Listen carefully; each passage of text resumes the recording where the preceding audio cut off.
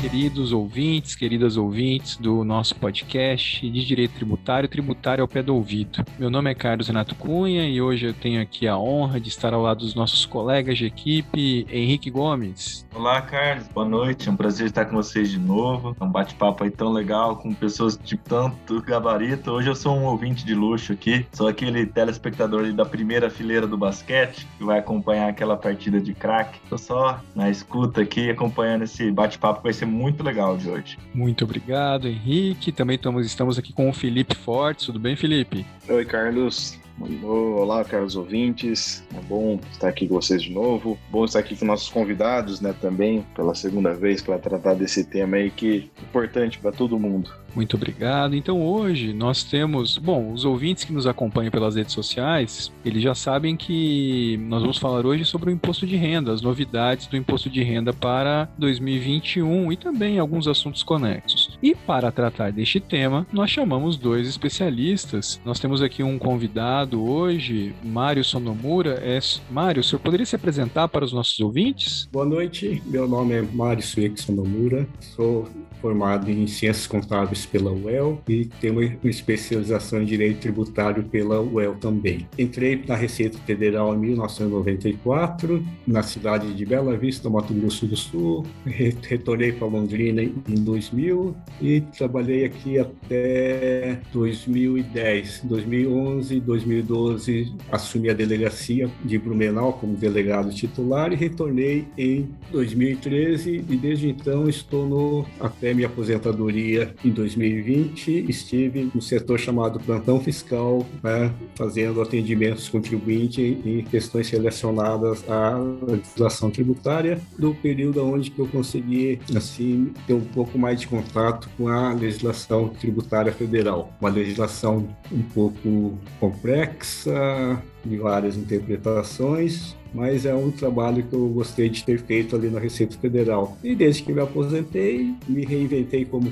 consultor tributário, juntamente com o Henrique Gomes, e estamos aqui à disposição do Tributário ao Pé do Ouvido para compartilhar as experiências, o conhecimento adquirido ao longo do tempo. Obrigado, boa noite. Muito bem, e também nós temos a honra de receber o nosso convidado, que também esteve aqui no ano passado, compartilhando seu conhecimento, sua experiência, Reginaldo César Cardoso. Reginaldo, poderia se apresentar novamente para os nossos ouvintes? Boa noite, meus amigos Carlos Renato, Felipe, Henrique, boa noite, ouvintes do podcast Tributário ao Pé do Ouvido. Meu nome é Reginaldo César Cardoso, eu atualmente sou delegado da Receita Federal aqui em Londrina, minha formação é em Direito, né? Sou formado em Direito pela UEL, tenho pós-graduação em Direito Tributário pelo IDET e pós-graduação em Auditoria pela USP.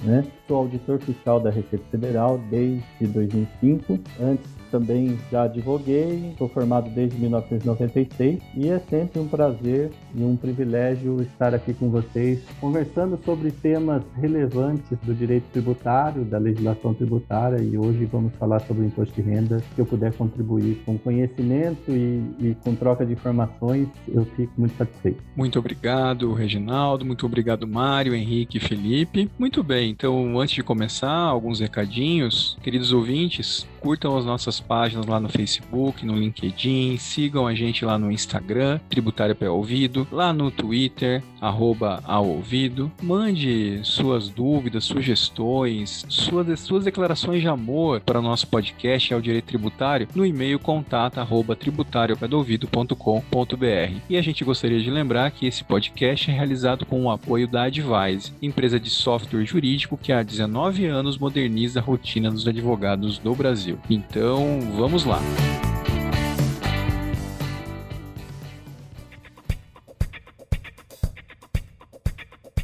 Muito bem. Reginaldo, Mário, primeira coisa que... Essa aqui vai para o Reginaldo, né? Nosso tema aqui é tratar do imposto de renda de 2021, novidades. Vamos começar com uma questão. No ano passado, Reginaldo, a gente quase deu um spoiler aqui, a gente quase deu um furo. O Henrique lembra, o Felipe lembra, porque estava naquele debate se ia prorrogar ou não, e a gente gravou um pouquinho antes da prorrogação, mas você já estava sabendo de alguma coisa, né, Reginaldo? Este ano a gente está gravando e já temos novidades sobre a questão do prazo, que tradicionalmente é no final de abril. Então, como que está a questão do prazo para a entrega da declaração em 2021, Reginaldo? Então vamos lá, pessoal. A Receita já prorrogou o prazo, né, para o dia 31 de maio, através de instrução normativa. Por que essa prorrogação? Assim como foi o ano passado, esse ano também, claro, por causa da pandemia, né? Nós esperávamos que esse ano a gente estivesse numa situação mais confortável, mas infelizmente, né, não estamos. A Receita não pode ser considerada um motivo para aumentar a circulação de pessoas, para aglomeração de pessoas. Então a Receita quer que o contribuinte tenha a possibilidade de planejar sua declaração, ter mais prazo para ir correr atrás daquele dentista que ele não lembra qual que é o valor que foi pago ou que não pegou o recibo. Então,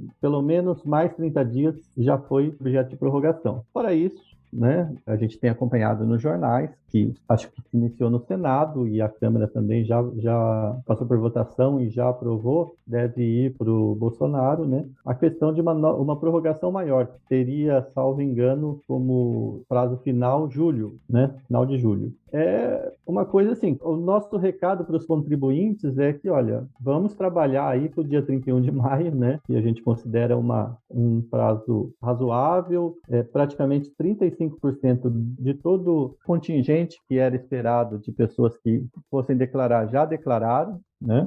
E a gente gostaria, assim, que o pessoal trabalhasse com essa data, de 31 de maio, né? Mas, claro, existe essa possibilidade dessa edição dessa lei prorrogando para julho. Uma coisa importante, né? Depois o Mário pode complementar isso, é que o contribuinte, se ele tiver uma pendência ou tiver lá algum recibo que ele não tenha naquele momento ali, o que a gente aconselha o contribuinte é que transmita a sua declaração, né? Não pague multa, né? Por causa de um ou outro documento que esteja pendente, né? Transmita sua declaração e assim que tiver o documento, assim que tiver o dado concreto, você vai lá e retifica. Não tem nenhum custo adicional e não altere nada para a Receita o fato de você, depois da entrega, fazer uma retificação. Outra coisa muito importante, Renato, que a gente tem que alertar os contribuintes, é que o cronograma das restituições não foi alterado, né? Independente dessa alteração de iniciativa da Receita ou uma eventual alteração por iniciativa do Legislativo,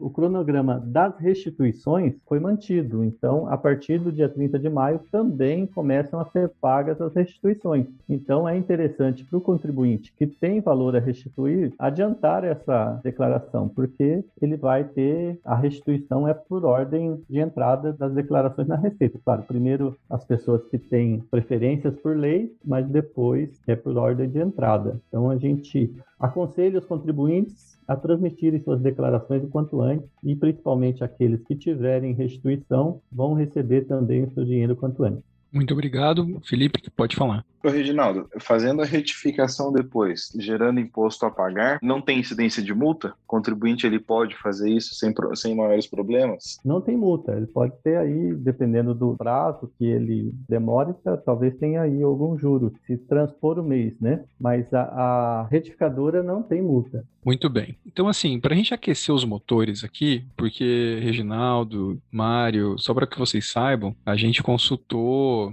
via Instagram os nossos ouvintes e eles mandaram consultas, perguntas, né? Então vai ser bem interessante poder responder e agradecemos desde já a participação dos nossos ouvintes nas redes sociais. Antes da gente entrar nisso, não sei, eu gostaria de, se possível, Reginaldo e Mário, ouvi-los sobre a história da evolução da declaração do imposto de renda, assim, de uma forma resumida, se vocês puderem trazer esse histórico para a gente, para os nossos ouvintes. Deixa eu só falar um comentário antes, a coincidência.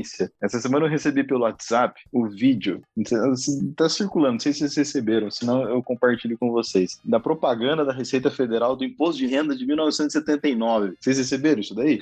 Eu recebi. O cara... Você recebeu, Tem gente aqui que não era nascido ainda, né? O Henrique já tinha nascido em 79? Eu nasci em 80. Eu sou de 80, o Felipe de 82, né? Mas, esses tempos atrás eu achei no YouTube, fica aí uma dica. Gente, eu não vou ter o link aqui pra postar junto com o episódio. Eu assisti um vídeo que era uma reportagem, tipo do Fantástico, não sei, da década de 80, do último dia de declaração e a fila virando quarteirão nas delegacias da Receita pro pessoal protocolar. E daí entrevistou a servidora da Receita atendendo o telefone, aquele telefone que tinha que discar mesmo, né, do disco. Então era uma coisa muito engraçada. Mas vamos lá, vamos falar um pouquinho dessa evolução, Reginaldo, Mário, fiquem à vontade. Vou começar aqui, Mário. Quem tiver curiosidade, né, e entrar no site da Receita, lá tem um histórico do imposto de renda, né? É um histórico bem bacana, resumido, com algumas curiosidades até do imposto de renda, né? Então, eu vi esse vídeo, né, que o Felipe citou, né? Muito legal, né? A família lá toda reunida preenchendo os formulários, né? Porque era preenchido a caneta, né? A caneta ou máquina de escrever à época, né? Toda a fiscalização da pessoa física era baseada nesses formulários, né? Então, você não tinha ainda o cruzamento eletrônico de informações. Então, se a gente pensar nessa época em que, numa campanha publicitária que deu muito certo, né, porque até hoje a gente associa a Receita Federal ao leão, né, e era essa a ideia, à época, de se passar até um certo temor, né, um bicho que assustasse as pessoas, né? Hoje talvez não fosse, se essa mesma campanha publicitária fosse feita hoje, no meu entendimento, provavelmente não seria o leão que seria o animal escolhido para representar a Receita, porque eu acho que hoje a Receita trabalha com seletividade, né? Então, hoje, com a gama de informações e cruzamento de dados que estão disponíveis para o fisco, eu acho que hoje um animal que representaria melhor o fisco talvez fosse uma águia, né? Que ela tem uma visão de todo o panorama e ela sabe exatamente o alvo que vai ser escolhido para o abate, vamos dizer assim, né? Para ela atacar, né? Reginaldo, não vou perder a piada, eu ia brincar. Antigamente seria o leão, hoje não, a gente é bonzinho. Isso vindo de um auditor fiscal, né? Ia ser um gatinho, né? Ao invés do leão ia ser um gato. Fiquei imaginando você falar, mas não, veio uma águia, tá ok. Porque se você pensar hoje, o estudo da fiscalização tributária, existe uma pirâmide chamada pirâmide de conformidade, né? Então, é mais ou menos isso mesmo. Se você contar toda a base da pirâmide, até mais que o meio da pirâmide, são as pessoas que não têm problema nenhum em pagar seus tributos, né? Então, é aquela pessoa que, olha, eu concordo com o Estado Democrático de Direito, nós temos que contribuir, então eu tenho que pagar meu tributo, né? E qual que é a visão da Receita Federal para essa pessoa? É a visão de facilitação, tá? Então, para esses 80% da população que não tem nenhuma restrição em fazer a sua contribuição através dos tributos, a ideia é de facilitação. Então, por exemplo, hoje, mais para frente a gente fala sobre isso, mas sobre a declaração pré-preenchida, né? Então, a gente imagina que para muitas pessoas, nos próximos anos, a Receita Federal vai entregar a declaração da pessoa preenchida, né? Nós vamos chegar lá e falar, Carlos Renato, essa é a sua declaração de 2027. Você concorda ou discorda, né? Se você concordar, pronto, acabou, né? A restituição vai estar na sua conta ou você vai receber o DARF para pagar o tributo. Se você não concorda, aí sim você vai editar essa declaração. Então, a ideia para todos esses 80% da população é facilitar. Então, o leão já não corresponde mais essa postura da Receita Federal, né? E aí tem depois 15% das pessoas dentro dessa pirâmide que elas, assim, têm alguma resistência a pagar o tributo, mas se tiverem monitoradas, pagam, né? Então, é aí que entra a malha fiscal, né?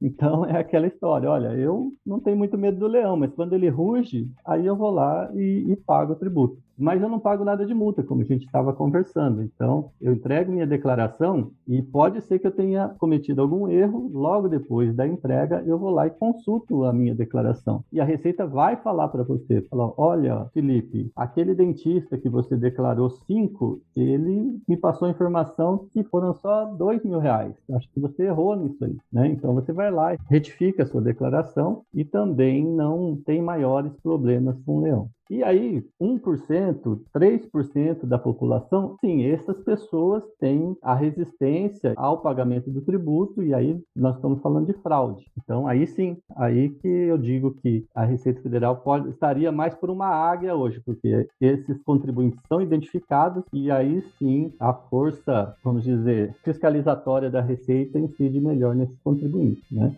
Então, a gente ia falar de histórico e eu estou falando aí da pirâmide de conformidade, né? Não, mas ficou legal, eu gostei. Essa é uma coisa bacana da evolução do imposto, dos tributos em geral, né? Mas do imposto de renda pessoa física, principalmente, porque isso fica muito caracterizado, né? Se vocês consultarem lá na página da Receita, vocês vão ver esse histórico, né? Quando foi instituído o imposto de renda no Brasil, ainda começou-se a discutir imposto de renda pessoa física no Brasil no tempo do Império, né? Então, na Europa, ele se iniciou por conta das guerras e sempre era baseado na propriedade, né? Então, a pessoa que tinha tantos cavalos, tantos castelos, né, pagava um quinhão a mais para o rei. Então, a renda estava baseada nessa aparência, vamos dizer assim, de riqueza, né? No Brasil, ficou-se praticamente desde o final do Império até 1922 discutindo como seria um imposto de renda no Brasil e começou com o imposto de renda retido na fonte de quem recebia do erário público. Então, o primeiro imposto de renda previsto no Brasil, em 1922, começava, né, com os funcionários públicos. Então, quem recebia qualquer tipo de pagamento do erário público tinha uma retenção a título de imposto de renda. E a partir daí, em 1922, foi editada a lei, que começou a valer em 24, e aí essa base do imposto de renda que vem até hoje, e aí o que foi evoluindo foi os métodos de declaração. Mas tem umas coisas bem interessantes que eu pesquisei, né? Em 1941, pessoal, solteiro pagava mais imposto de renda que casado, né? Então, justo. Hoje eu não sei se valeria a pena. Ia me lascar, né? Justo, não, é justo. Então, né? Qual o critério? Né? Qual a justificativa? Eu só tô na zoeira. É escola para pagar. O solteiro tem dinheiro sobrando. O cara que é solteiro tem muito dinheiro. Vai na balada, não é verdade? Ele experimenta casar porque ele não tem dinheiro. O solteiro consome, né? Não tem filho para educar, né? Na hora que você casa, tem filho, sobra mês no final do dinheiro. Capacidade contributiva negativa, tinha que ter ajuda do Estado. Mas olha só, em 1946 foi a maior alíquota de imposto de renda que se tem notícia, de 50%. Então, 50-50. Metade do que você ganhava, você deixava para o Estado, né? A partir daí, veio nessa evolução, né? 91 foi o primeiro ano do programa gerador do imposto de renda, a primeira vez que as pessoas puderam fazer sua declaração no computador, ao invés de preencher o formulário, né? Reginaldo, antes de você chegar a partir de 91, bom, eu imagino que da década de 20 até 91 não mudou muito. Formulário datilografado ou à mão e entregue, né? O que deve ter tido de mudança foi telefone, né? Eu acho que tinha entrega por telefone, alguma coisa assim? Sim. Acho que bancos também, né? Quando o banco, igual você viu essa reportagem que era entregue tudo na Receita, quando você colocou a rede bancária no jogo, acho que facilitou muito, né? As pessoas poderiam entregar nos bancos. Mas a base, desde 1922, é a mesma, né? Praticamente, vamos dizer, é um balanço patrimonial da pessoa física. Eu acho que a declaração de ajuste do imposto de renda, pelo menos eu faço assim, a gente faz aquele balanço geral do ano anterior, né? Quanto que eu ganhei, quanto que eu gastei, se meu patrimônio aumentou, se diminuiu, né? Então, além de tudo, é uma oportunidade para você saber como que está a sua vida financeira. Então, eu acredito que desde 1922, a base do imposto é essa, né? É a renda pelo trabalho ou a renda pela exploração do patrimônio ou aumento patrimonial. Mário, você tem mais alguma coisa que você lembra aí que seria bacana conversar? Complementando a história do imposto de renda, assim, na forma que a gente conhece ele hoje, foi nas guerras napoleônicas. A Inglaterra precisava de recursos e ela instituiu o imposto sobre a renda para custear o esforço de guerra. O Napoleão perdeu a guerra com o imposto de renda. O imposto de renda, como o Reginaldo já falou, ele era baseado nos sinais exteriores de riqueza, né? Quantos cavalos a pessoa tinha, quantas propriedades, quantos castelos. E nos castelos, nas casas, eles contavam as janelas, sabe? Quanto mais janela a casa tivesse, maior era o imposto. Aí surgiu o primeiro caso de elisão fiscal. Como começaram a construir sacadas. Sacada dá para fora, mas não é uma janela. Olha só. Já começou aí, já sabe?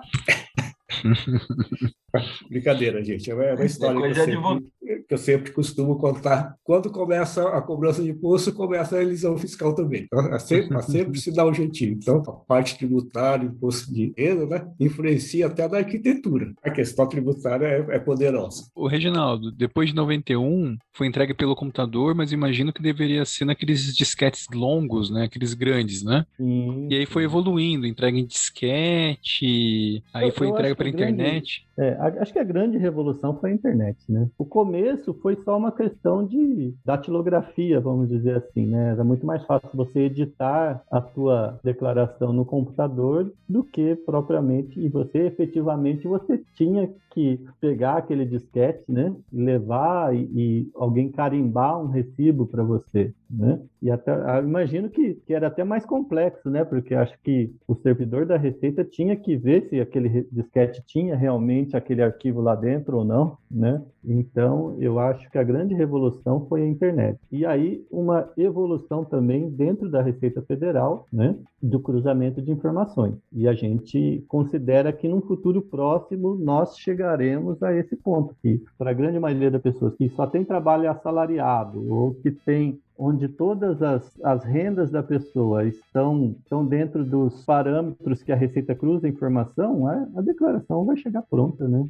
A Receita vai ter a declaração da pessoa pronta, só vai precisar da chancela, da concordância dessa pessoa com aqueles dados. Esse tema que você está mencionando aí do futuro próximo, eu tenho a ideia de fazer um episódio, porque é uma tendência. O Silas Santiago, que se aposentou, que foi foi auditor aqui em Londrina, né? Que foi o secretário executivo do Simples. Né? Ele estava comentando, e o presidente do Banco Mundial também, que a gente entrevistou, lembra? O ex-presidente do Banco Mundial, Felipe? Sim. Na hora de fazer a análise assim, de sistemas tributários, uma das questões que são avaliadas é essa, né? Se na data de hoje, se o fisco está conseguindo entregar, ao invés de obrigar o contribuinte a entregar informações, se o fisco está pré-entregando, pré-declarações, assim como você está mencionando no imposto de renda. E essa é uma realidade muito próxima em vários tributos, né? Exatamente com o SPED. Talvez a gente esteja num momento de virada, né? Em relação à forma de constituição do crédito. Esse é um tema interessante para a gente conversar no futuro. Então é interessante saber que eu já tinha visto a declaração, né? A prévia ali que a Receita coloca no ECAC, mas é interessante saber que a Receita está trabalhando forte nisso para realmente pegar ali a base da pirâmide e liberar da obrigação, né? De ficar declarando, né?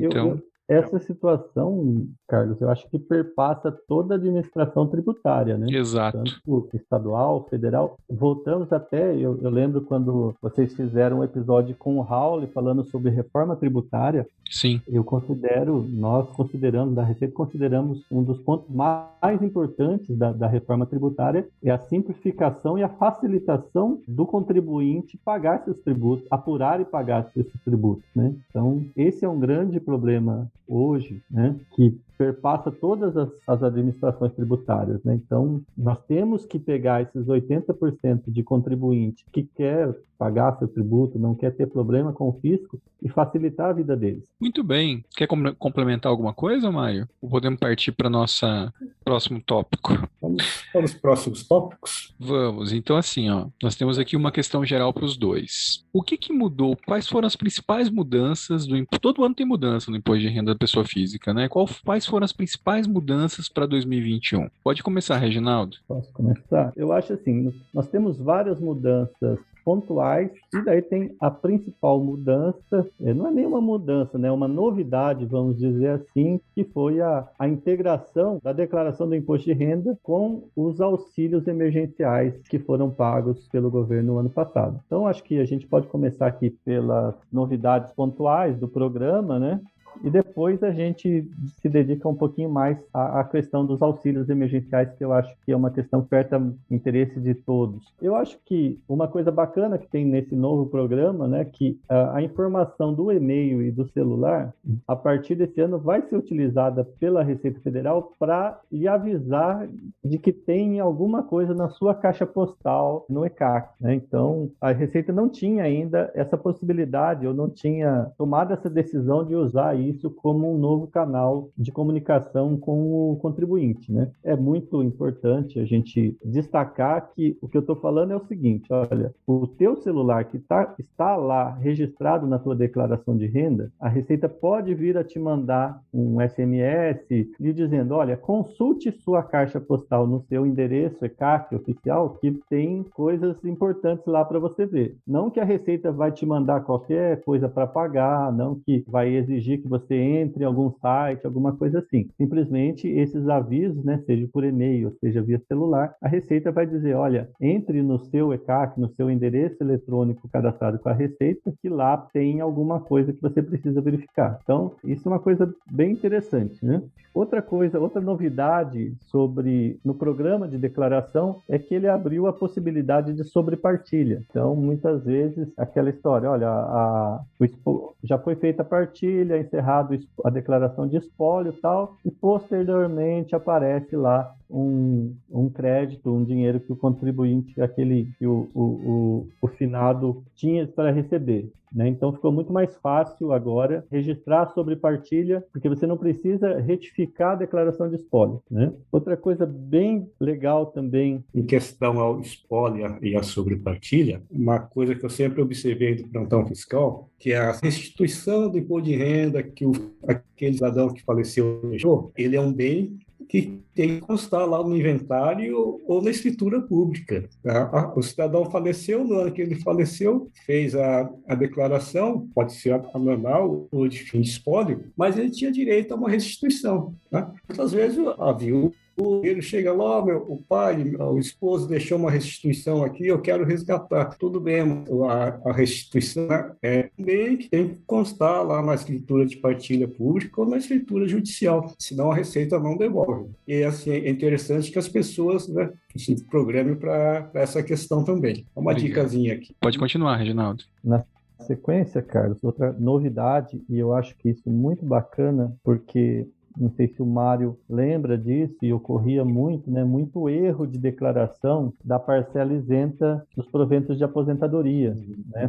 É importante lembrar que essa parcela isenta, né, ela é sobre a aposentadoria paga pela Previdência Oficial. Então, muitas vezes, né, eu via muita malha, muita autuação dos aposentados considerarem o total da sua aposentadoria como parcela isenta. Então, agora o próprio programa já separa esses valores isentos e já joga para a ficha de tributos isentos, né? Já faz essa separação. Isso ajuda bastante e impede que as pessoas que não tenham essa informação caiam em malha e venham a ser multados por causa disso. Muito bem. São essas? Não, tem mais aqui. Vamos lá. Mário, essa questão da procuração dentro da declaração pré-preenchida, você acha que vale a pena falar? Porque eu acho que é uma coisa tão pontual. Olha, a declaração pré-preenchida, poucos contribuintes utilizam isso, porque é necessário que você tenha o certificado digital para poder acessar ela, para você pegar esse arquivo e trabalhar na sua declaração. Não, mas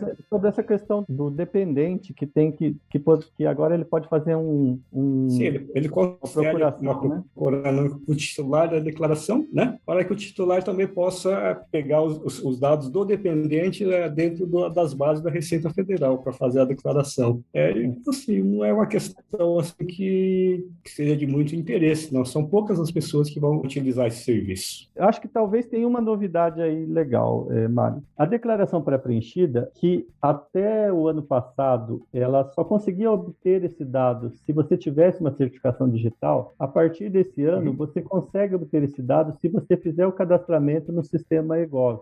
Então, se você entrar lá no site do governo, sistema eGov, e você tem alguns procedimentos lá para você cadastrar uma senha para todos os sites governamentais, inclusive o ECAC, a partir desse ano você consegue puxar os dados da sua declaração pré-preenchida, né, através dessa senha do sistema eGov e não tem esse custo da certificação digital. Então, qualquer contribuinte, né, pode cadastrar uma senha no sistema eGov e pode ter acesso, a partir desse ano, à declaração pré-preenchida. A declaração pré-preenchida, pessoal, eu acho um instrumento muito bacana para o contribuinte, porque, primeiro, você vai baixar o arquivo e vai vir praticamente todos os dados sem você ter que ficar pesquisando. Olha, vai vir os dados dos profissionais de saúde que fizeram o DMED, né? Então, se você foi no médico, aquele médico apresentou a DMED, aquele dado, aquele pagamento que você fez para o médico já vai vir preenchido na sua declaração. Você não vai precisar ir lá consultar aquele recibo, consultar o CPF do médico, inserir na sua declaração, né? Já vai vir o valor, valores de contas bancárias, né? Saldos de contas bancárias, de fundos de investimento também na pré-preenchida já está vindo isso, né? A recuperação dos dados da sua declaração do ano passado, às vezes você trocou de computador, perdeu o arquivo, alguma coisa assim. Você entra na pré-preenchida, ela já vem, né? Você já recupera com todos aqueles dados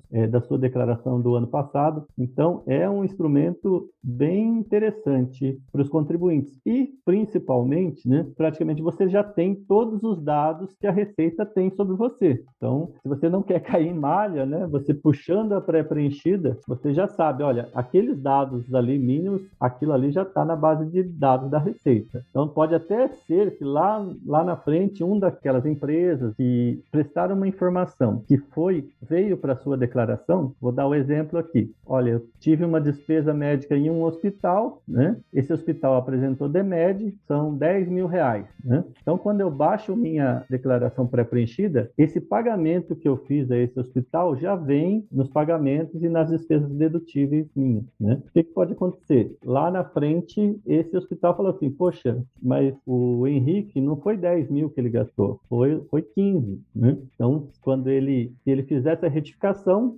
futuramente pode cair em malha, mas é mais difícil, né? Então, eu acho bastante interessante você baixar a declaração pré-preenchida, porque você já sabe o que tem no seu CPF na base de dados da Receita. Então, aí, Reginaldo, você tocou num ponto legal, né? Que a gente vê muito erro que cai na malha por dedução a maior, né? Justamente o contrário. Eu falo que eu paguei 15, gastei 15 ali como despesa dedutível, mas na verdade só tem comprovação de 10. Né? Nessa declaração pré-preenchida, ele buscaria o contrário. Olha, eu encontrei comprovante de 10 aqui, mas o DMED lá informa que eu tenho 15 já, e a Receita, então, já partindo desse pressuposto dos 15? Sim. Se você declarou... Deixa eu recuperar aqui, Henrique. Você disse que a DMED é de 10 e você está declarando 15. Não, o contrário. DMED de 15 e eu estou declarando 10. Se eu fosse puxar a pré-preenchida, ela viria já nos 15. Isso, exatamente. Ela já vem com essa base de dados da Receita de 15, que foi essa DMED apresentada pelo hospital. Legal. Porque às vezes o contribuinte perde também o comprovante, né? É você declarar 15 e lá na frente o hospital retificar a DMED dele dizendo que é 10, né? Aí você vai, provavelmente você vai cair em malha. Isso que eu ia falar. Pode ser que os 15 aí sejam... É melhor declarar o que... Não, eu digo para a situação que o contribuinte não localiza os comprovantes, sabe? Ele falou, eu acho que eu paguei a mais, mas não tem comprovante. E aí, com a DMED, a pré-preenchida, já dá essa segurança para ele, né? Se ele tiver, obviamente, se ele tiver despendido com isso. Do contribuinte. Né? Legal. Voltamos naquela postura da Receita da conformidade e não da autuação, né? Então, antigamente existia até um certo sigilo sobre isso, né? Olha, eu não vou falar o que a Receita já tem sobre o contribuinte, né?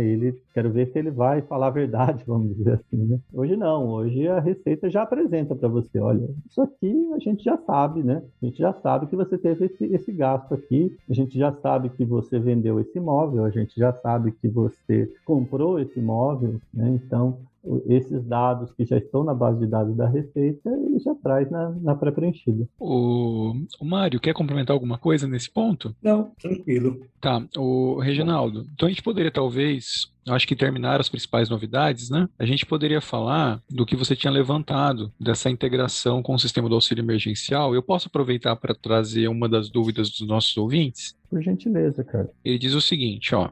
Aspectos tributários do auxílio emergencial. É necessário declarar? Existe alguma particularidade, por exemplo, devolução? Seria esse o ponto. Aí se você pode complementar e contar essa novidade do auxílio emergencial como um todo, eu agradeço. Não sei se é a grande novidade, mas é o que tem levantado mais questionamentos ou interesse dos contribuintes, essa questão do auxílio emergencial, né? Então, a Receita e o Ministério da Cidadania viram aí uma oportunidade, né, de facilitar para as pessoas essa, vamos dizer, revisão do auxílio emergencial, né? Então, vamos tentar lembrar que o ano passado teve duas leis que trouxeram benefícios emergenciais para a população, né? O primeiro a gente chama de auxílio emergencial, foi chamado de auxílio emergencial, né? Que é aquele benefício que as pessoas enquadráveis, né, faziam lá seu cadastro e, independente de qualquer comprovação, recebiam, tendo o cadastro aprovado, tal, recebiam aquela ajuda do governo,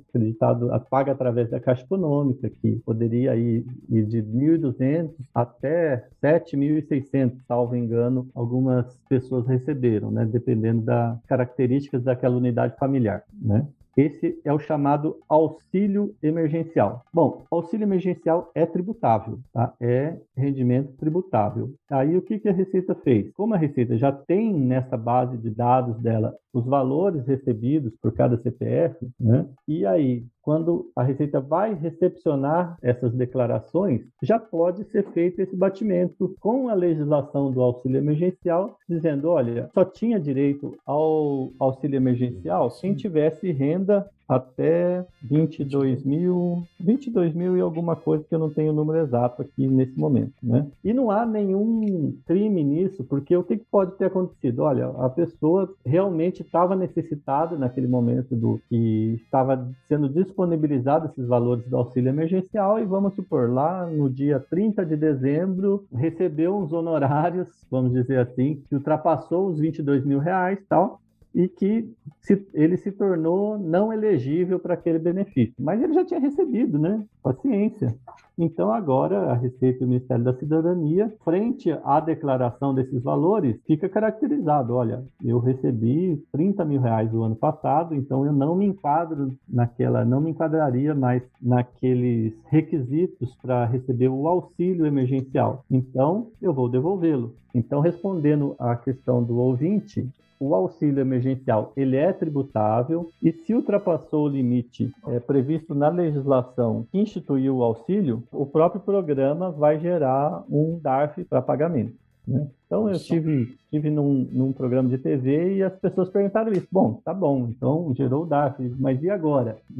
E se eu não tiver dinheiro para pagar o DARF, né? Ele não é uma dívida de caráter tributário, né? Então, acredito aí que a Advocacia da União, o Ministério da Cidadania vai administrar essa, vamos dizer, essa dívida da pessoa, né? Mas não vai ser a Receita Federal que vai fazer essa cobrança. Não, mas aí daria compensação de ofício, né? É só um facilitador, vamos dizer assim, né? Para o contribuinte que queira que fique caracterizado que ele não teria direito àquele benefício governamental, para ele devolver esse valor. Mas uma pergunta, se por acaso ele tiver restituição, com certeza vai ser feita compensação de ofício, ou não? Eu acredito que não, a gente não discutiu isso ainda na Receita, mas veja bem, não é um crédito tributário, né, Carlos Renato, para a gente fazer compensação, né? É como se ele tivesse uma dívida lá de uma multa do IBAMA, por exemplo. Você não compensa a multa do IBAMA com direito à restituição da receita, né? Uhum, entendi. Então,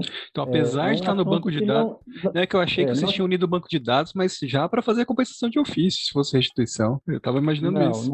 Não. Isso é bem interessante, assim, até para quem estuda a área, mas não houve ainda solução de consulta, não houve posicionamento oficial. Entendi. Mas dentro do que eu imagino, do que eu conheço de crédito de natureza tributária e não tributária, eu entendo que não é compensável, né? Não acredito que vá haver essa compensação, a não ser que venha a lei autorizando isso, né? Venha alguma regulamentação autorizando isso. Então, tudo isso que a gente conversou é o auxílio emergencial, né?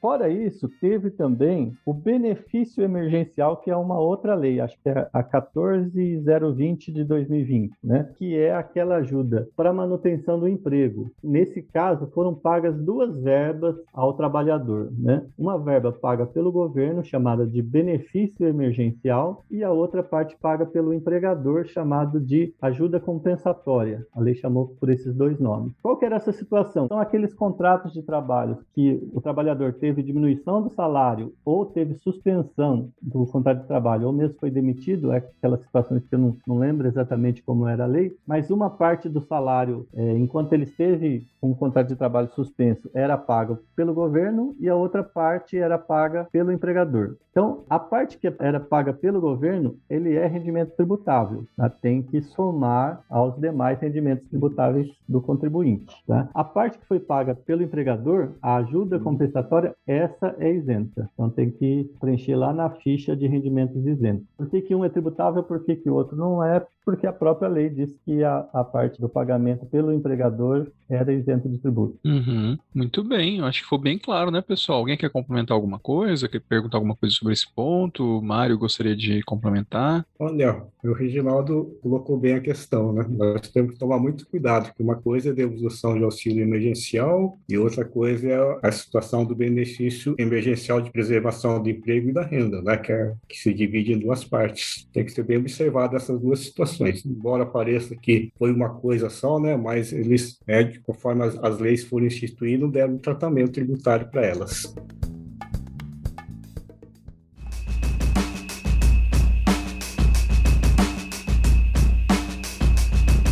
Reginaldo, Mário, obrigado por expor a questão do auxílio emergencial. Outro ponto que foi bastante questionado aqui pelos nossos ouvintes, pelos nossos seguidores nas redes sociais, é a respeito dos principais pontos, os principais erros, né, que levam o contribuinte a cair na malha, né, na malha fina, que acaba sendo a preocupação de uma boa parte dos contribuintes. Eu queria que vocês comentassem um pouquinho dos principais erros, os mais comuns, o que eles podem fazer para evitar de cair na malha, né, prestar as informações corretamente, em conformidade com a orientação e as orientações da Receita. Então, Henrique, eu acho muito importante a gente levar essa informação para os contribuintes, né? Nesse ponto até vou passar a palavra para o meu amigo Mário, que tem bastante experiência no plantão fiscal lá da Receita, né? E o Mário pode colaborar bastante com os ouvintes nesse ponto aí. Bom, a minha primeira recomendação, né, aquela frase, muita calma nessa hora de fazer a sua declaração do imposto de renda.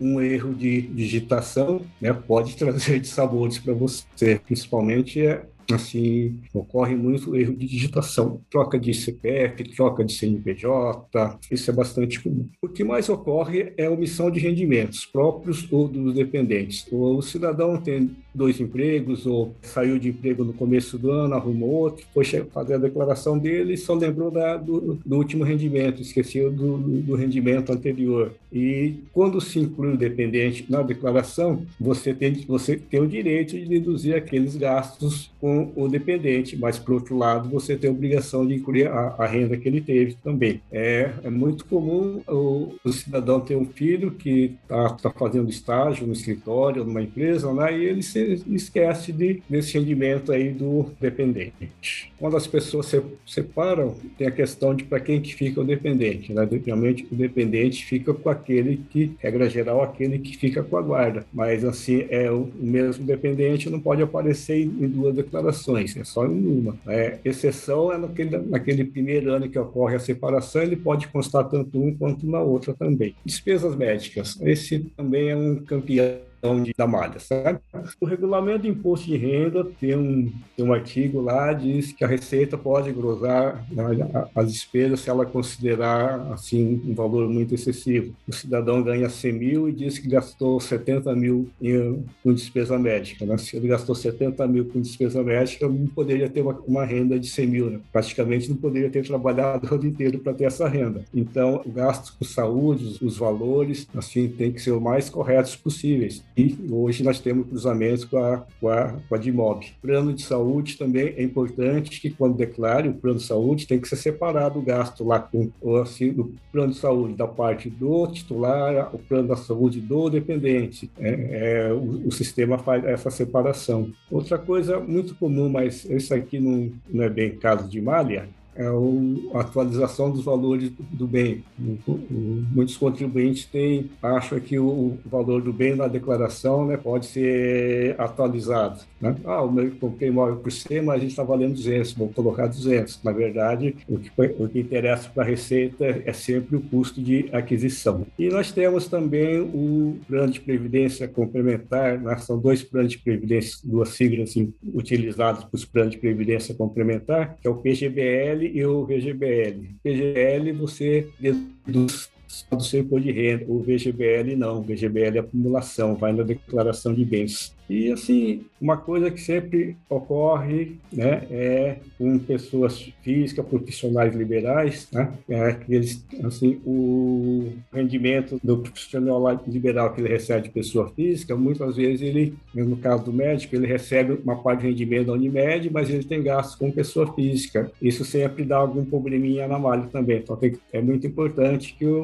seja observado essas situações. E se fosse falar por um erro de malha, assim, são N casos que levam a pessoa à malha, mas, assim, entendo que, basicamente, esses representam, assim, os mais relevantes. Eu acho interessante, assim, né? As pessoas... Um erro muito comum de malha é a pessoa ter duas fontes de renda, né? Então, duas fontes de renda, vamos supor, de num lugar ele vai ganhar 20 mil por ano, né? E no outro lugar 5 mil. Então, a pessoa imagina o seguinte, que olha, como já tem a retenção nas duas fontes, né? Praticamente eu vou ficar empatado, né? Mas não é, porque quando você soma duas fontes, aí você muda do patamar da alíquota, né? Então, isso eu acho que quando eu trabalhei em malha, o que eu mais via em malha era isso, né? A pessoa declarava a fonte principal e, às vezes, também de dependente, principalmente, esquecia que aquele dependente também tinha um rendimento,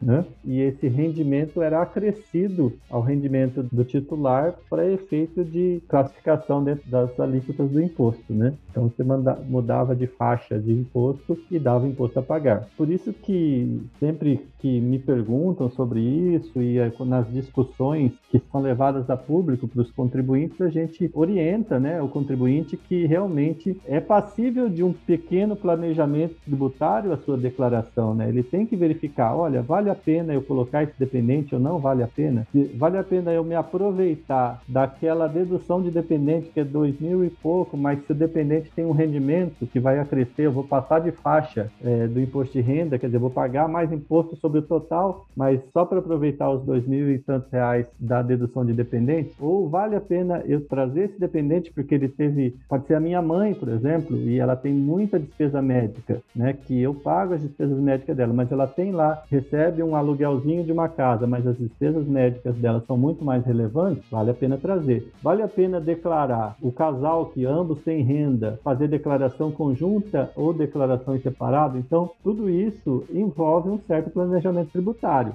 né? E aí a gente orienta os contribuintes que façam essas simulações, que façam esse planejamento ou encontrem um profissional, seja um advogado ou um contador de sua confiança que possa auxiliá-lo, né? E não tem nada mais justo do que, dentro de um planejamento tributário idôneo, a pessoa pagar menos imposto. E hoje, Reginaldo, o sistema é tão intuitivo, né?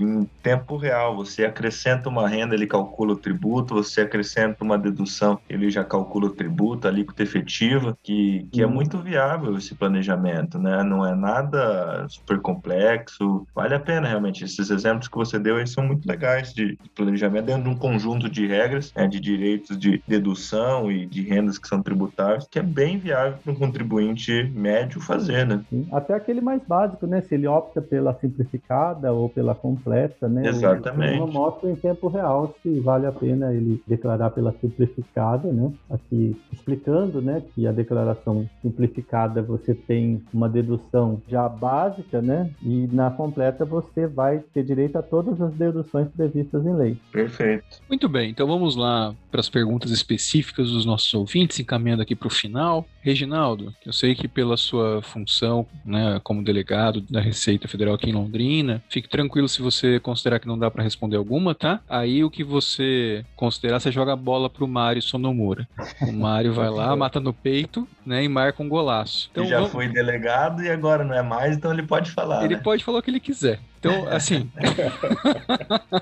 Então, eu vou começar... Eu vou na ordem que apareceu aqui, tá? Pessoal, ouvintes, ó, um beijo pra vocês. Muito obrigado por terem participado. Vamos lá. Como que a Receita Federal do Brasil trata as criptomoedas? Qual é a forma da sua declaração? Essa dá para responder, até porque é uma novidade para esse ano, né? Você tem uma classificação específica para criptomoedas, né? Criptomoeda é um ativo financeiro né? É um ativo, ele é classificado pela Receita como um ativo financeiro, né? Então, a partir desse ano tem um código próprio para as criptomoedas, né? Faz parte do seu patrimônio, vai estar lá na parte de bens e direitos e, eventualmente, passível de cobrança de ganho de capital. Não sei se o Mário tem mais alguma coisa para acrescentar. Eu tenho uma consideração só, desculpa interromper, Mário, é que nós fomos fazer uma pesquisa e nós identificamos sites especializados ali de mercado financeiro, orientando que seria obrigatória a declaração somente nas aquisições, né, nas operações que tiveram custo de aquisição acima de 5 mil, que seria para aquela regra geral de bens e direitos, né? Mas o ponto é justamente esse que você tocou, Reginaldo. A Receita considera como um ativo financeiro, né? E por isso ela torna obrigatória a declaração de aquisições acima de 1 mil e não dos 5 mil, né? Então foi o ponto que me chamou a atenção, porque eram sites especializados, realmente, esses que acompanham o mercado financeiro, trabalhando com essa obrigatoriedade de declarar operações de aquisição acima de 5 mil, podendo levar alguns contribuintes a erro. Tá vendo startup? Tá vendo o site? Consulte o advogado tributarista, não é isso, Henrique? Tem que ter advogado esse site, né? Tem que ter, Carlos Renato. Ué, fica aí colocando... Exatamente, poxa, mas tudo bem, vamos lá. Realmente a orientação da Receita é que a obrigatoriedade de declarar é se o valor de aquisição for igual ou superior a R$1.000, assim sempre pelo custo de aquisição. O ganho obtido com a venda da criptomoeda, moeda virtual, né, é tributada como se fosse como ganho de capital. O ganho de capital tem uma regrinha assim: se o total da alienação no mês fosse até R$35.000 no mês, você não paga imposto de renda. É a mesma regra do ganho de capital para outros bens. Por exemplo, hoje o carro não dá lucro, mas supondo que eu tivesse a venda de um carro com lucro, né? Mário, eu tive que fazer uma compra de carro e tal. Tem gente ganhando dinheiro com carro de novo. Porque como tá faltando carro no mercado, o negócio mudou. Então, deu uma mudada. Incrível. Então eu nunca imaginei que isso ia acontecer na minha vida de novo. Eu achei que ele tá voltando na década de 80. Vamos comprar um Fusquinha e deixar guardado, então. Então, se a venda da criptomoeda for até 35 mil no mês, você não paga imposto de renda. Se a venda for superior a 35 mil, né, o ganho que você tiver vai pagar o ganho de capital. Né? Lembrando que o ganho de capital, né, com lucro até 5 milhões, 15%. Acima disso, tem uma tabelazinha progressiva que chega a 22,5%. Para as criptomoedas, né, tem uma obrigação para, assim, não sei exatamente como é que funcionaria isso aí, a empresa, aquele criador do Bitcoin lá, ele é obrigado a informar... É o minerador. O minerador. Ele é obrigado a informar mensalmente a Receita todas as posições ali, as vendas, as compras da criptomoeda. Tem uma obrigação para eles, tá? Então vamos lá. Outra pergunta. Qual é o tratamento tributário do cashback, reembolso de investimentos? E ainda o investback, parte do gasto com investimento retorna como forma de reinvestimento. Como declarar? Alguns de vocês sabem exatamente o conceito do cashback e do investback, assim? A diferença dos dois eu não sei não. Eu achava que era a mesma coisa. Essa operação na prática, porque o que eu entendo do cashback mais comum, né, e esse sim tem uma solução de consulta da Receita, são aquelas compras que você faz e você recebe, vamos dizer assim, um bônus ou um cupom para você utilizar parte do dinheiro numa outra compra, né? Então isso é muito comum nos sites hoje. Você compra uma comida no iFood, né? E você gasta lá R$30 e você recebe 5 para utilizar numa outra compra no iFood. Então esse é um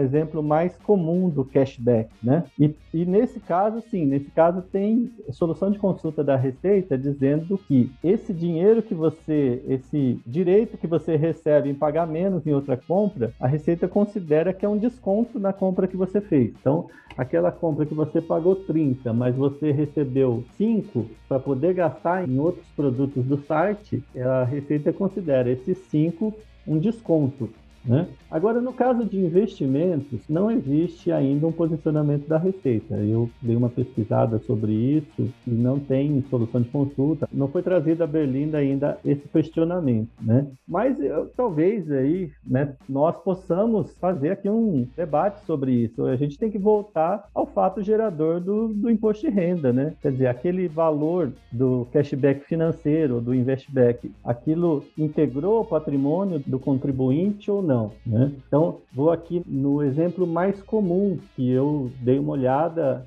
na internet do Investback, que é aquela, você faz adesão a um cartão de crédito de uma operadora e 1% do que você gastar no cartão, ela te dá como um investimento, ela aplica isso no seu nome, no investimento dentro do portfólio lá desse banco, né? Então, vamos pensar contabilmente, vamos dizer assim. Se você está pagando uma taxa de administração naquele cartão, né? Se você paga alguma coisa, uma taxa de administração, alguma coisa por aquele serviço que aquela financeira está lhe prestando, eu entendo que estaria assemelhado ao cashback aí das compras normais, né? Esse 1% seria um desconto na tua taxa de administração, vamos dizer assim. Agora, se o cartão é gratuito, vamos pensar, olha, eu não pago nada para ter o cartão, simplesmente eu recebo de presente da administradora 1% do que eu gastar no investimento. Aí sim, aí eu acho que houve um acréscimo patrimonial. Eu não sei, acho que a gente pode discutir aí sobre o ponto de vista do fato gerador. O que vocês acham disso? Só complementando, não complementando, mas confirmando, Reginaldo, as minhas pesquisas também foi esse mesmo conceito de investback, que é nada mais o cashback, mas ele direcionado para uma política de investimento já, né? Ao invés de dar crédito para você usar como você quiser. Então, segue o mesmo pretexto. Só uma dúvida, fugindo um pouquinho aqui, mas também no conceito. Dentro do Nota Paraná, nós estamos no Paraná, né? Tem aquele retorno de capital. Aquilo lá é considerado acréscimo? Eu não estou lembrado. Eu acho que para esses casos tem solução de consulta e eu não estou lembrado se é tributado ou não. Você lembra, Mário? Já tem um posicionamento da Receita sobre isso daí. Eu acho que é considerado, parte da devolução do imposto é considerado rendimento isento, se não me engano. A parte que você recebe em prêmio é de rendimento de tributação exclusiva na fonte. Tá. Que ele tanto lhe devolve parte do imposto, né? E tem os sorteios lá, né? Aquilo que você ganha no sorteio é rendimento de tributação exclusiva na fonte. Perfeito. Eu já ganhei uns pãozinhos lá de R$20 aí, nunca passei disso. Não. Quem sabe um dia eu ganho lá R$1 milhão lá. Eu também estou na espera. Estou na esperança. Por isso eu peço o CPF da nota. Desculpa fugir aí, mas é que não ia passar a pergunta aqui. O que você acha, Carlos? No Investback, eu acho que se você tem uma despesa, né, para ter aquele cartão e você está recebendo de volta um pouco do dinheiro, é um desconto. Agora, se o cartão é totalmente gratuito e você está recebendo dinheiro, independente dele se o dinheiro ser reinvestido ou não, aí é renda. Eu volto com o relator, Henrique. A gente precisa terminar as questões aqui também, não vai dar tempo de debater, não. Eu vou voltar com o relator grande, Reginaldo, aqui o Mário. Tá tudo certo. Eu não vou discordar do delegado da Receita, Henrique. Eu também não. Eu não sei se ele fez essa pergunta, mas eu acho que ele tem clientes com muito dinheiro, né? Então, com certeza. Com certeza. Assim, não existe um posicionamento ainda oficial Reginaldo, da Receita sobre isso. Eu estou pensando, assim, do ponto de vista do fato gerador. Né? Reginaldo, quero deixar claro para você o seguinte, tá? Desde já. A gente aqui é um podcast muito ético. A gente vai fazer as perguntas de forma anônima, tá? A gente não vai dar o nome dos nossos ouvintes, nada disso. A Receita Federal não vai ficar sabendo quem fez as perguntas. Fica tranquilo. Até porque, gente, nós temos uma pergunta aqui que é demais. Essa aqui, essa é demais. É realmente a cara, assim, querido ouvinte, nós chamamos. Vamos para ela já. Vamos para ela depois dessa. É só para mostrar como nós somos éticos. A gente não vai dar o nome do nosso ouvinte pro delegado da Receita Federal, né? Porque senão a resposta já vinha com DARF. Olha só. Quem mandou as perguntas acho que é o Elvio, hein? Vamos lá, olha só. Pessoa que deixou de apresentar declaração por 2 anos. O que fazer? Bom, chora, querido, chora. Tá? Vamos lá, eu ouço. Podem responder. Eu adoro nossos ouvintes. Tranquilo, né? Pagar, né? Tranquilo, né? Bom, assim, apresenta a declaração, paga a multa. paga a multa, né? E vida que segue. Isso. A multa mínima, se uma declaração basicamente só para cumprir a obrigação de apresentar a multa de mínima de R$ 165,74. Agora, se tiver imposto devido, né? Multa de 1% por mês de atraso até o máximo de 20%. Paga o DARF lá, apresenta a declaração, paga o DARF e vai e continua a vida. É isso aí. Deixa eu aproveitar a pergunta do Elvio aqui, deixa eu mudar um pouquinho. Não é do Elvio, coitado. Não tá aqui para se defender. Eu vou perguntar assim, um erro prático que eu já vivenciei, né? Primeiro, às vezes a pessoa esquece de declarar um bem ali, né? Por alguma razão ela achou que não tinha que declarar, sei lá, comprou um carro hoje, deixou 2, 3 anos, não declarou aquele carro. Aí de repente ele descobre, tenho que lançar. Beleza. Como é que se faz uma situação dessa? E a segunda, acho que pode ser mais importante ainda, que isso eu acho que deve ser um erro mais comum. E quando a pessoa ela compra um imóvel financiado, pode acontecer aquele erro da pessoa lançar na relação de bens o valor do imóvel, né? E na relação de dívida, o valor da dívida. E aí vai deduzindo a dívida. Enquanto o correto é você só jogar na declaração de bens, né, o valor do imóvel e acrescentando as parcelas. Se ela percebe que ela fez esse erro, já passou os 5 anos, não consegue mais retificar, como é que ajusta isso daí? A declaração de ajuste, ela tem assim dois segmentos bem distintos, né? Que é o segmento de rendimentos e de valores acrescidos, né, naquele ano ao patrimônio do contribuinte e aquele balanço patrimonial, né, que é o outro segmento, que é a parte de bens e direitos e obrigações, vamos dizer assim. A parte que gera imposto a pagar, né, é a parte do rendimento, salário, honorários, né? E a outra parte é uma parte de monitoração, de informação, de conhecimento da Receita Federal. Então, respondendo a sua pergunta, né? Se mesmo que o erro foi há mais de 5 anos, você retifica a última que der para retificar, né? Faz lá dentro dos campos próprios, faz essa observação, né? E mais, a princípio você não teria nenhum acréscimo de tributo a pagar, né? Se aquilo não gerar um descontrole patrimonial, né? Uma incoerência patrimonial nas suas declarações, novamente, né? Vida que segue, aquilo vai passar pelas malhas da Receita em termos de acréscimo patrimonial e o teu exemplo, por exemplo, do carro ou do imóvel não deve gerar grandes problemas, porque ao invés dele, talvez teria um aumento patrimonial mais coerente, né? Por isso que a orientação da Receita é para fazer aquilo. Olha, pega só o que você deu de entrada no carro, mais as parcelas que você pagou esse ano, né? E vai acrescendo a cada ano o quanto você pagou daquele bem, né? No carro não é tanto, mas no imóvel, principalmente, isso é importante. Para quê? Para que a sua evolução patrimonial seja perante a Receita mais coerente. Mas não tem problema nenhum fazer as retificações dos últimos 5 anos, né? Mesmo que esse erro já venha de mais de 5 anos. Não sei, Mário, se você tem mais alguma orientação? Não, basicamente essa orientação, né? Tive algum erro na declaração de imposto de renda, na minha declaração de bens ali, como essa situação, né? Retifico as últimas 5 declarações que a legislação permite, tá? E não vejo maiores consequências, não. É claro que, assim, a gente está falando, como você colocou, Felipe, de um erro normal, um erro de registro de patrimônio, não um esquecimento de registro, né? O que pode gerar problema é a pessoa nunca ter declarado aquele terreno que tem ali num lugar que foi super valorizado e no dia que ela vender, né, aí ela declara, aí ela retifica tudo, declarando esse valor pelo valor de venda, vamos dizer assim, né? Então, é muito importante aquela máxima que o Mário já colocou aqui, né? Os bens, os ativos, os bens e direitos são registrados pelo valor de aquisição, né? Então, isso é uma coisa muito comum, objeto de muita fiscalização, né?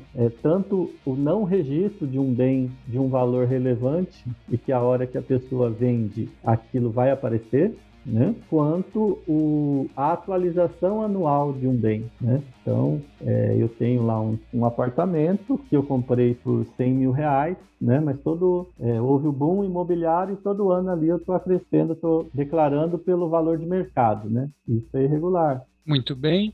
Dando aqui, eu acho que partindo para o encerramento, existem 3 perguntas. Eu vou agradecer os ouvintes, mas a gente não vai colocar aqui em debate. Eu vou até ler as perguntas aqui, mas é que elas não fazem parte da pauta de hoje. Tinha mais a ver com a declaração do imposto de renda da pessoa física. Então, primeiro, tem uma pergunta sobre se os rendimentos recebidos por condomínio residencial de apartamentos em decorrência da locação da parte comum são tributados pelo imposto de renda. Tá, né, creio eu, fora aqui do nosso escopo de hoje, mas a gente pode um dia debater o imposto de renda da pessoa jurídica. Diferenças do imposto de renda do agricultor, pessoa física e pessoa jurídica. Esse é um tema que a gente quer fazer, querido ouvinte, um episódio sobre tributação, agronegócio. Isso aqui envolve planejamento, eu acho que está fora do escopo aqui de hoje. A tributação de agronegócio rende pelo menos 1 ou 2 programas. Com certeza, né? E nossa, isso aí é um assunto super interessante, tá no nosso radar, ouvinte, tá no nosso radar. E a terceira pergunta que a gente vai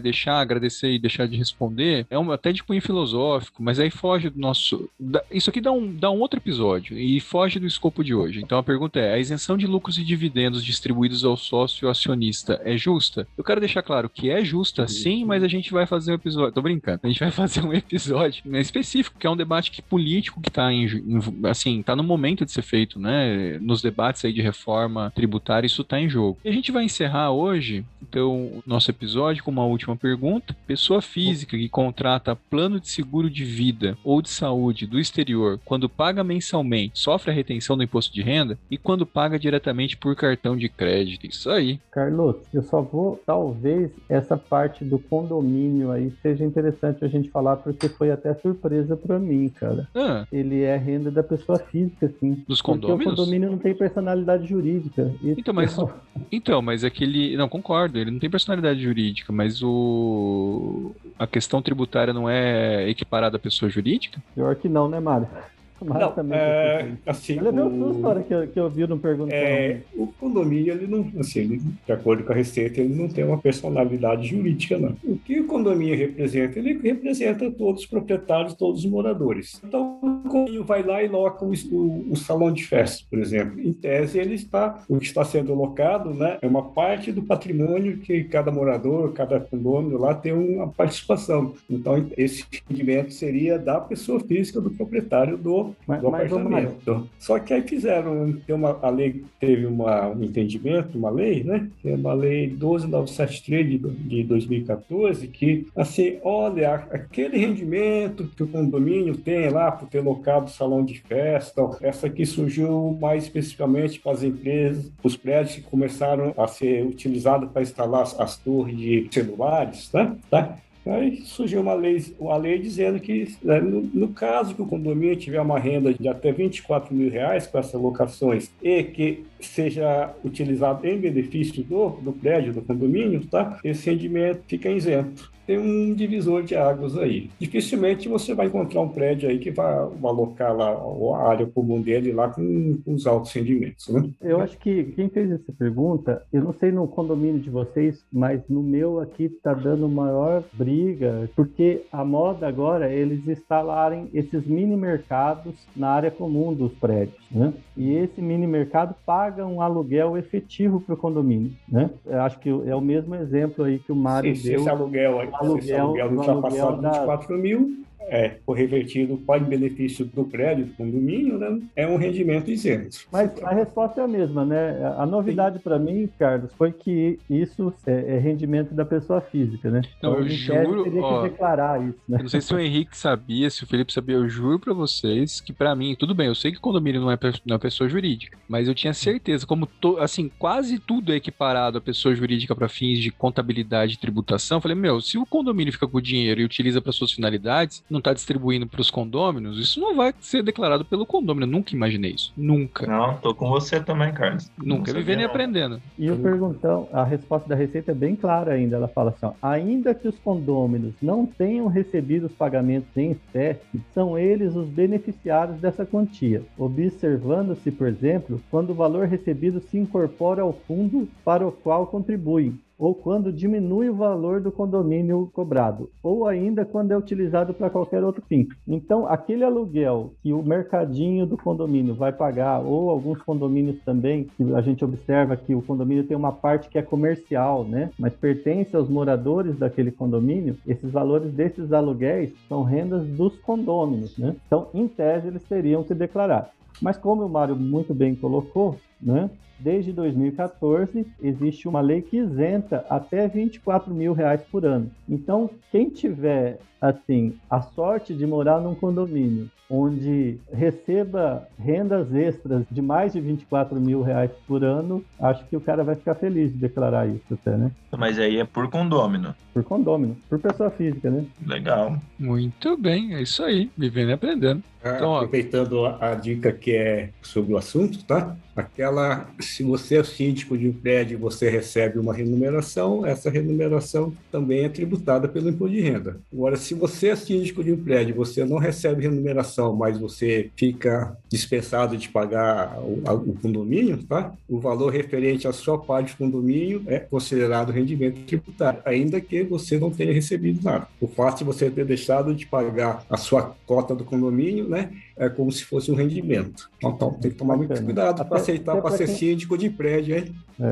Quem tiver curiosidade sobre o assunto, né, ela é a pergunta 196 do Perguntas e Respostas do Imposto de Renda desse ano, né? Para mim é novidade também, nunca tinha visto. Olha, Reginaldo, se você nunca tinha, eu fico tranquilo. Eu não vou ficar envergonhado, porque, pô, o cara né, vocês dois, o Mário, o Reginaldo, pô, trabalham com isso, né, há anos, tá? Agora eu tô tranquilo.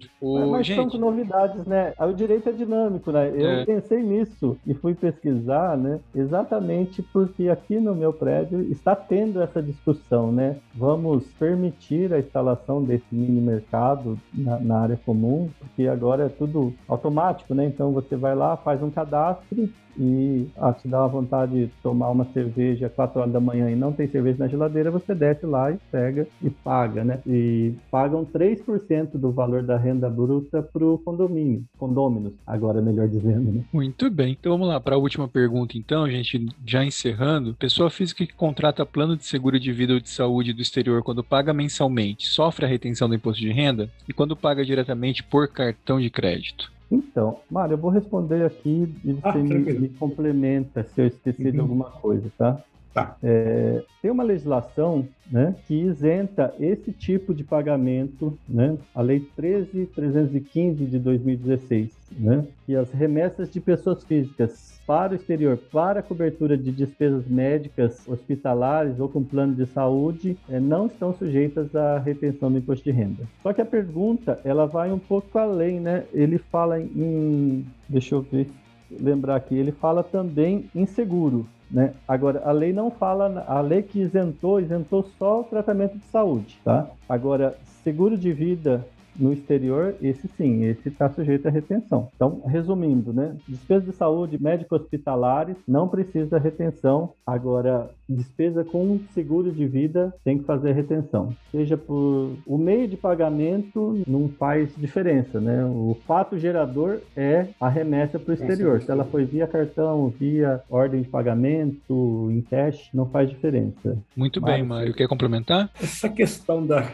tributação de remessa para o exterior é meio subjetivo, assim, sabe? Por exemplo, se eu mando dinheiro para o exterior para minha família, para o meu filho, lá para a manutenção dele lá no exterior, não incide imposto de renda. Mas se eu remeter um dinheiro para o exterior lá, né, se eu for fazer um tour, alguma coisa, eu contratar uma agência, uma empresa do exterior que me recepcione lá e me faça esse turismo, né, se eu remeter o dinheiro para essa empresa, nesse caso eu tenho que fazer uma retenção do imposto de renda sobre essa remessa em si, de uma retenção de imposto de renda. Quando você contrata um serviço lá fora, você manda dinheiro para lá, que é uma prestação de serviço, né, vai incidir imposto de renda também, tá? Então, questões meio complicadas, assim, um pouquinho diferentes, né? Se eu contrato lá um artista lá no exterior lá para ele fazer uma propaganda aqui, remeto dinheiro para ele, eu tenho que fazer uma retenção de 15% em cima disso daí. Acho que a gente volta lá, Carlos, Felipe e Henrique, a gente volta naquele conceito do CTN, que a interpretação da legislação tributária que trata de isenções, né, ela é literal e ela é restritiva. Esse é o posicionamento da Receita, né? Então, essa questão de você mandar recursos para o exterior para pagamento de gastos com saúde, de planos de saúde, de despesas médico-hospitalares, ela foi uma lei específica que deu essa isenção, né? Então, quando aqui o ouvinte pergunta sobre isso,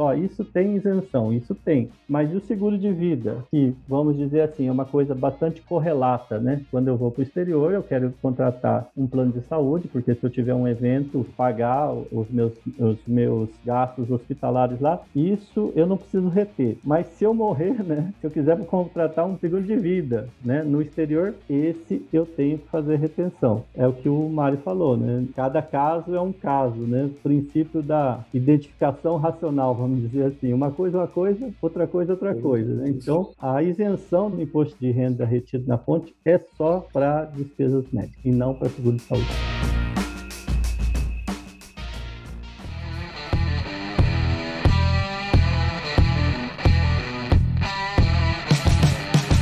Muito bem, queridos ouvintes, prezados convidados, eu acho que foi um bate-papo bem legal, aprendemos um monte de coisa. Então eu gostaria de agradecer ao Reginaldo César Cardoso. Muito obrigado, Reginaldo, por mais uma vez aqui dispor de seu tempo. Pode falar algumas palavras finais se quiser, Reginaldo. Bom, pessoal, assim, sempre muito bacana nossos papos, uma conversa bastante informal e ao mesmo tempo muito informativa, né? Então, quero agradecer a todos os membros do Tributário ao Pé do Ouvido, me coloco à disposição, né? É uma oportunidade de nós transmitirmos algum posicionamento da Receita Federal e alguns próprios aqui, e ao mesmo tempo aprender muita coisa, né? A gente está sempre aprendendo muito ouvindo os podcasts de vocês. Então, agradecer essa oportunidade de levar informação para os ouvintes, né? E colocar à disposição e falar que é sempre um privilégio participar. Muito obrigado, Mário Sonomura, também muito obrigado, viu, por ter aqui compartilhado seu conhecimento. Eu que agradeço a oportunidade de participar, é uma conversa muito interessante e